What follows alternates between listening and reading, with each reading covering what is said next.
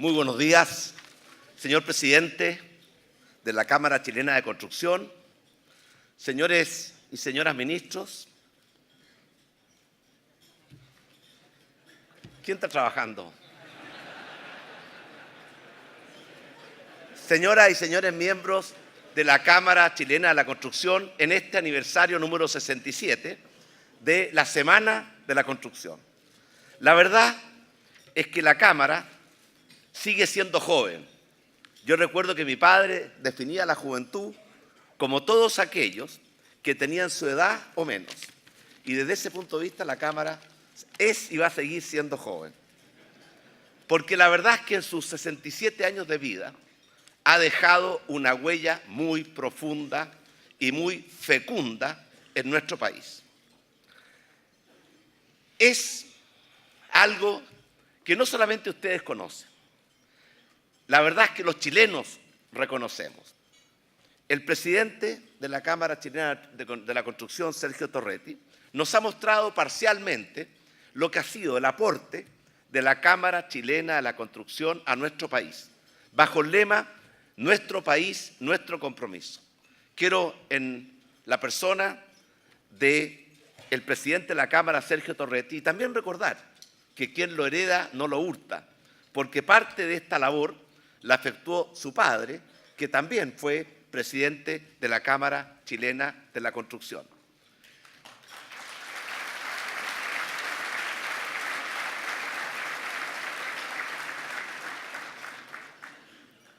Sergio hablaba de nuestro país, nuestro compromiso.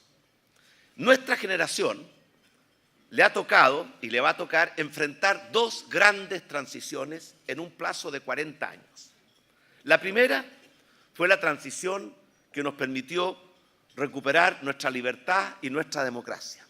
Y la hicimos bien, pero esa transición ya es historia.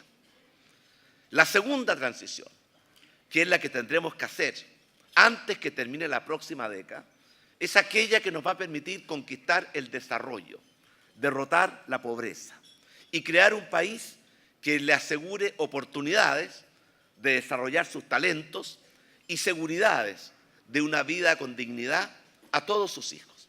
Y esa es la gran misión que nosotros nos hemos establecido como gobierno. Hacer un aporte significativo para que Chile dé ese gran salto adelante que nos permita conquistar el desarrollo. Sergio decía que estamos más cerca que nunca del desarrollo, y es verdad. Pero también es cierto que hay muchos países que, estando aún más cerca que nosotros, tropezaron, se descarrilaron y se alejaron de esa meta de conquistar el desarrollo. Es lo que en la literatura se conoce como la trampa de los países de ingresos medios. Si ustedes ven, en las últimas 6 décadas, después de la Segunda Guerra Mundial, ¿cuántos países han logrado cruzar ese desierto y llegar al oasis del desarrollo? Se cuentan con los dedos de uno a mano. Ninguno de ellos está en América Latina. Por eso, la misión de hacer de Chile un país desarrollado, sin pobreza, con oportunidades y seguridades, es lo que orienta toda la acción de nuestro gobierno y que está muy relacionada y muy dependiente de lo que para ustedes es un tema muy central, como es mejorar nuestra infraestructura. Pero no solamente se trata de tener misiones, también en la vida tiene que orientar, tener luces, faros que permitan iluminar y guiar el camino, que son los principios. Nosotros queremos hacer esta transición promoviendo y fortaleciendo valores y principios como la libertad, la justicia, la solidaridad, el progreso y la sustentabilidad. Y por tanto, todas las acciones que tomamos como gobierno tienen una misión, pero se enmarcan dentro de este conjunto de principios. Porque cuando hablamos de desarrollo, estamos hablando de un desarrollo integral, inclusivo, sustentable. Integral no es solamente más ingreso per cápita. Es mucho más que eso. Tiene que ver con la calidad de la democracia, de las instituciones, tiene que ver con la forma en que nos relacionamos entre nosotros mismos, tiene que ver con el clima, la amistad cívica, el espíritu de colaboración. Inclusivo, tiene que ser para todos y no solamente para algunos. y sustentable, tiene que ser amistoso con nuestra naturaleza. Teniendo clara cuál es nuestra misión, hemos emprendido la tarea de gobernar a nuestro país, porque fue el mandato democrático que nos dieron los chilenos en las urnas en el mes de diciembre del año pasado. Nuestras primeras prioridades han estado consistentes con lo que son las prioridades de los chilenos. Por eso las prioridades de nuestro gobierno son las prioridades de nuestros compatriotas. Seguridad ciudadana, salud, educación, empleo y también un nuevo trato con nuestra infancia, con nuestra clase media y con nuestros adultos mayores y también con nuestras regiones y el mundo rural. Hemos trabajado intensamente, aún no cumplimos 2 meses, en avanzar en estas materias buscando, en la medida de lo posible, acuerdos nacionales. Por eso planteamos desde el primer día que queríamos avanzar aunando, sumando fuerzas, no confrontando ni dividiendo a los chilenos. Y ahí planteamos 5 grandes acuerdos nacionales que tienen que ver con las grandes prioridades de los chilenos: seguridad, infancia, salud, Araucanía y, por supuesto, recuperar la capacidad de crecer, de invertir, de crear oportunidades, de generar empleos. Porque si bien eso no es suficiente, es absolutamente necesario. Si no recuperamos nuestra capacidad de crecer, si seguimos creciendo a menos de la mitad de lo que crece el mundo o de lo que crece América Latina, la meta de ser un país desarrollado antes que termine la próxima década se va a transformar en una quimera, como se nos ha transformado tantas veces en un sueño no cumplido en el pasado. Por eso el crecimiento, que tiene que ver con la inversión, con la innovación, con el emprendimiento, con la productividad, está también en el corazón y eje de nuestras prioridades. En estos días hemos tenido que enfrentar problemas que se arrastraban hace mucho tiempo y que no estaban siendo enfrentados en forma adecuada, como es el problema del terrorismo, como es el problema de la migración, como es el problema de seguir modernizando nuestro Estado para que el Estado sea no lo que llamaba Octavio Paz, ese ogro filantrópico. Filantrópico porque se supone que ayuda a la gente.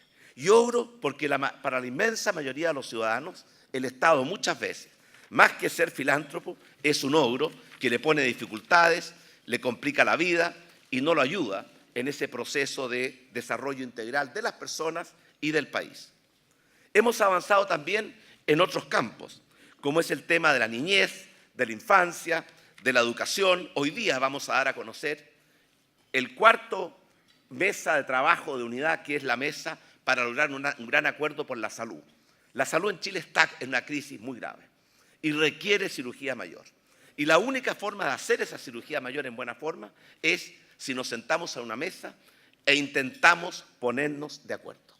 Por eso el espíritu de unidad, de buscar el diálogo y no la retroexcavadora, de buscar la colaboración y no el enfrentamiento, ha sido y va a seguir siendo un sello de nuestro gobierno, porque sin ello yo creo que vamos a estar sembrando en el mar o construyendo sobre arena y no sobre roca. Sobre todo cuando hoy día notamos que hay una especie de nuevo encrispamiento de las relaciones cívicas. En lugar de ver al país como un proyecto compartido, una misión a cumplir, como decía el padre Hurtado, muchas veces, ¿cierto?, estamos cayendo en las viejas trampas del conflicto, de la lucha sin sentido. Por eso el llamado a la unidad de los chilenos, para estar a la altura de este tremendo desafío y misión que tenemos por delante, y por el cual vamos a ser juzgados por nuestros hijos y por nuestros nietos. Algún día van a recordar las palabras de Sergio Torrete, que nunca habíamos estado tan cerca del desarrollo, y nos van a preguntar qué hicieron para dar ese último y gran paso, para lograr conquistar eso que tan pocos países han conquistado, que es el desarrollo, la justicia, la paz, y hacerlo en democracia y en una sana convivencia. Pero dado que estamos frente a constructores, yo quisiera terminar estas palabras mencionando la importancia que tiene la infraestructura en nuestro país. Estamos elaborando el plan de infraestructura para el año 2019, no solamente hasta 2022, porque los gobiernos tienen que fijarse horizontes más grandes, más amplios, incluso más lejanos que su propio periodo de gobierno. Porque como lo decía el video que vimos, tiene que haber en esto continuidad, tiene que haber una aposta. Nuestro objetivo es aumentar en la infraestructura de nuestro país, o la inversión en infraestructura de nuestro país, en torno a los 10% promedio. Ustedes saben, la inversión en Chile en los últimos 4 años cayó sistemática y consecutivamente. Y por lo tanto, tenemos que revertir esa tendencia y recuperar la capacidad de invertir, porque es fundamental para poder crecer, y el crecimiento es fundamental para generar empleo, mejorar los salarios, crear oportunidades y financiar en forma sana el gasto público. Dentro de ello, tenemos, ¿cierto?, una intención de alcanzar una cifra cercana a los 2.000 millones de dólares al año en materia de concesiones. Tenemos un problema este año, no porque no te queramos impulsar las concesiones, sino porque no hay suficientes proyectos maduros, pero estamos trabajando en eso para poder dar un gran salto en infraestructura. Yo conozco las cifras, cuánto invertimos en infraestructura, cerca del 3,5% del Producto Interno Bruto, conozco las cifras de déficit que estima la propia Cámara Chilena de la Construcción, que son varias decenas, 60 y tantos mil millones de dólares. A veces cuando veo los déficits de nuestro país, y el déficit en salud, decenas de miles de millones de dólares, el déficit en infraestructura, otras decenas, el déficit en educación, vemos, ¿cierto?, que en verdad tenemos muchos déficits. Pero eso puede ser un arma de dos filos. Puede ser algo que nos desmotive y nos haga, ¿cierto?, cejar en el esfuerzo. O puede ser una tremenda motivación para darnos cuenta que precisamente porque hay tanto por hacer, no podemos perder un minuto. En materia de infraestructura, yo quiero mencionar que no se trata solamente de más infraestructura. Sobre todo hoy día, en que la revolución tecnológica, la sociedad del conocimiento y la información, está cambiando la forma de hacer las cosas. Tenemos que adecuar nuestra infraestructura a los nuevos conocimientos, las nuevas tecnologías, las nuevas realidades de este siglo XXI, que nos está golpeando nuestras puertas, las golpeó ya hace muchos años atrás.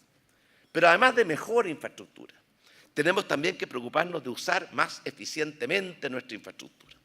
Yo una vez recuerdo una conversación con la presidenta de Argentina respecto de un túnel, el túnel Libertador, que tenía un costo en esa época estimado en 16, 17 mil millones de dólares, y que, bueno, la discusión era quién lo financiaba. Entonces me decía los dos, ¿cómo es eso? Vamos a hacer una fianza, un aval solidario. Yo le decía, presidenta, si hay un problema, ¿quién cree que le van a venir a cobrar? Pero después yo le decía, vamos a ahorrar ¿cuánto tiempo? Vamos a ahorrar ¿cuánto tiempo con el túnel? 40 minutos, me decía, presidenta. Vamos a ahorrar 40 minutos invirtiendo 18 mil millones de dólares y vamos a perder 3 horas en la aduana. ¿Por qué no partimos por integrar nuestras aduanas y hacerlas más eficientes? No todo es más ladrillos, cementos y fierro. A veces hay que saber usar mejor. Por eso no todo es más hardware. También tenemos que hacer un tremendo esfuerzo por mejorar el software. Y eso se aplica también a nuestra infraestructura. Por ejemplo, en el tema portuario, tenemos, por supuesto, grandes inversiones por hacer y estamos trabajando en ello. Pero también podemos mejorar sustancialmente la eficacia de los puertos actuales, mejorando, ¿cierto?, la forma en que se relaciona el trabajo con el capital, el sistema de utilización de los puertos, lo mismo con los hospitales. La solución no es solamente construir más hospitales. Cuando uno ve un informe, que han habido 3 informes que dicen que la productividad de nuestros hospitales está en torno al 40%. Uno dice que si uno lograra aumentar de 40 a 50, es como construir un 25% más de hospitales. O sea, es como construir 50 hospitales nuevos, mejorando el uso de los pabellones, mejorando la eficacia, estableciendo que los turnos de trabajo se cumplan adecuadamente, en fin. Ustedes eso como empresarios lo conocen mejor que nadie. Y por esa razón yo quería contarles brevemente cuál es nuestro plan en esta materia. Por supuesto que hay una visión de futuro que está puesta más allá de estos 4 años. Está puesta en las próximas 4 décadas. Y tiene que ver con tener un plan de infraestructura que no se tenga que revisar cada vez que un nuevo gobierno asume, sino que sea una continuidad. Y dentro de eso, el plan de infraestructura tiene que hacerse cargo de construir la nueva infraestructura que hemos aprendido que tiene que ser más resiliente en un país que ha sido y va a seguir siendo un país maravilloso, pero también un país muy golpeado por los fenómenos de la naturaleza. Estamos reactivando para estos efectos no solamente el Comité Interministerial, sino que la relación con la sociedad civil.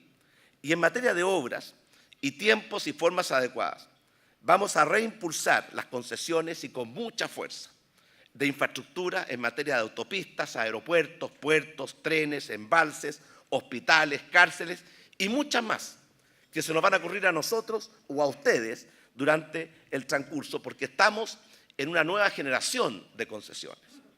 También activar las adjudicaciones y licitaciones de proyectos que están en trámite. Hay más de 50, 60 mil millones de dólares de proyectos de inversión que están trabados por cosas muy absurdas. Una de ellas fue, por ejemplo, ya que lo mencionó Sergio Torretti, el edificio más alto de Sudamérica, que estuvo 4 años paralizado por un problema que se podía resolver en 4 años o en 4 minutos, según cuál fuera la voluntad con que se enfrentaba ese problema.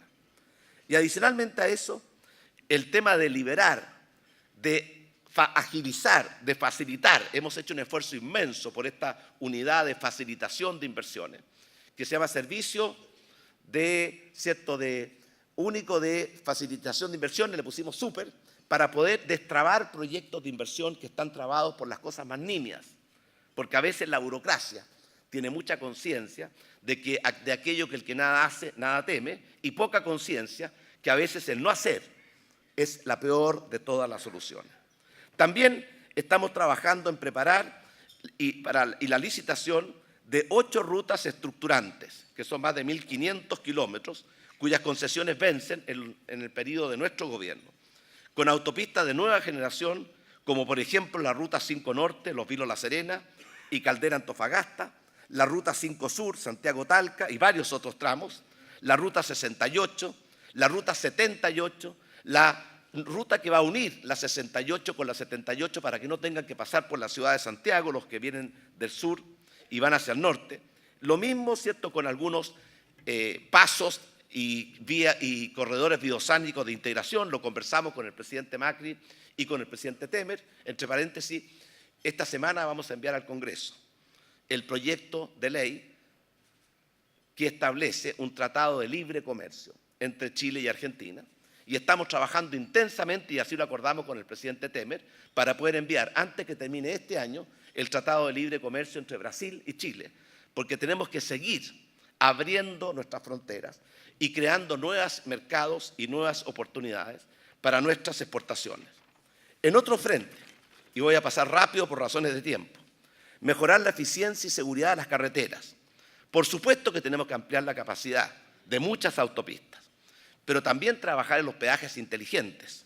Y por eso el Chile sin barreras o el Free Flow, en lo cual el ministro de Obras Públicas está trabajando intensamente, y le pedimos la colaboración de las empresas concesionarias para poder establecer que el uso de la tecnología facilite la vida de las personas y aumente la eficiencia de nuestras carreteras. Lo mismo con modernizar nuestra señalética, que la verdad es que muchas veces es muy poco comprensible. Si vamos a hacer un tremendo esfuerzo en infraestructura, es la oportunidad de ponernos en el primer mundo en materia de señalética. Y por tanto estamos con un plan, estamos estudiando muy de cerca la forma en que lo han enfrentado países como la Unión Europea y Estados Unidos. Y por otra parte, las áreas de descanso que se requieren en las carreteras y que muchas veces en nuestro país no son de ni descanso y otras veces ni siquiera son seguras. Definir e implementar el calendario de la licitación de 6 aeropuertos: Arica, Punta Arenas, Balmaceda, Calama, La Serena, La Araucanía. Ampliar el metro vía concesiones. Estamos, ¿cierto?, con 2 líneas de metro en plena marcha, pero son muchas más las que requerimos. El plan Transmilenio pretende cambiar el sistema de transporte público en nuestro país, no solamente en Santiago, porque el plan Transmilenio es un plan nacional, pero en Santiago la búsqueda es crear un sistema de transporte en que el metro sea de verdad el eje estructurante. Y la meta nuestra es lograr construir aproximadamente 130 kilómetros más de metro, de forma tal de que la mitad de la población de Santiago pueda ir de su hogar a su lugar de trabajo solamente utilizando el metro y sus piernas, sin tener que tener transporte intermodal, y eso le va a ganar tiempo para la más importante de la vida, que es la familia, el descanso, la recreación, la cultura, el deporte.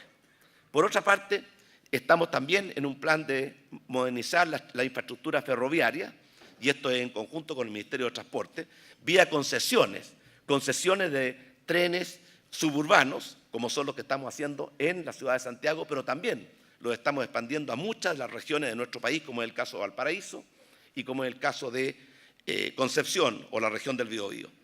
También la prioridad tiene que ver, ¿cierto?, con algunas necesidades esenciales del hombre.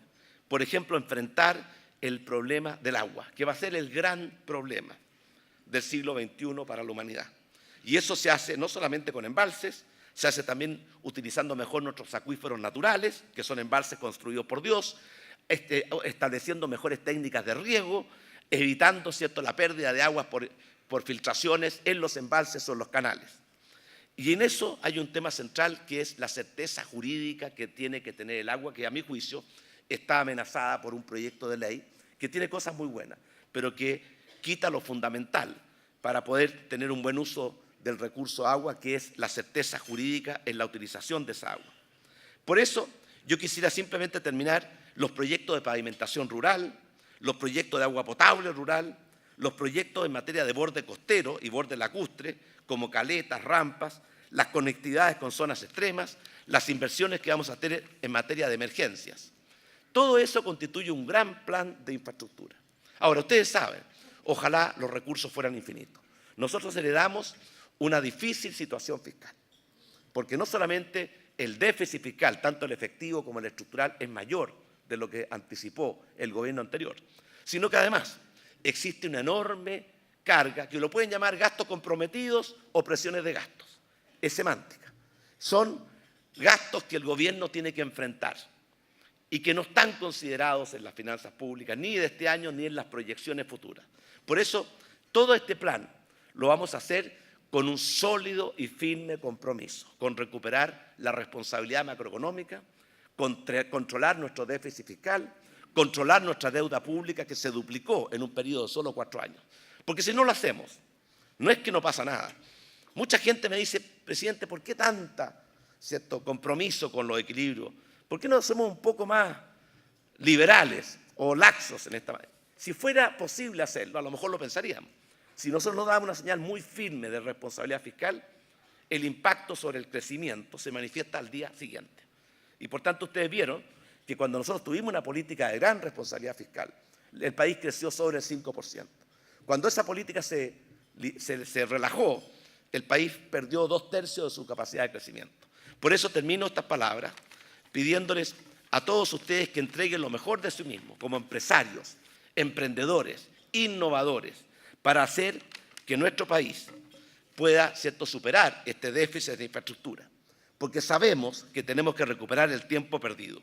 Y la mejor manera de hacerlo es cultivando un sentido genuino de unidad, de misión compartida y de colaboración entre los chilenos. Y, por supuesto, construyendo más y mejores alianzas estratégicas entre el sector público y el sector privado, porque la responsabilidad de Chile es de todos, no solamente del Estado ni de un sector en particular. Y solo así, yo creo, vamos a poder cumplir como generación con la gran misión que tenemos, ¿cierto?, en nuestro futuro, que es hacer lo que nuestros padres, abuelos y antepasados siempre quisieron y nunca lograron: transformar a Chile de la colonia más pobre de España en América Latina en el primer país, ojalá no el único, de América Latina que pueda decir: derrotamos la pobreza, conquistamos el desarrollo y lo hicimos con unidad, en democracia y con paz. Muchas gracias.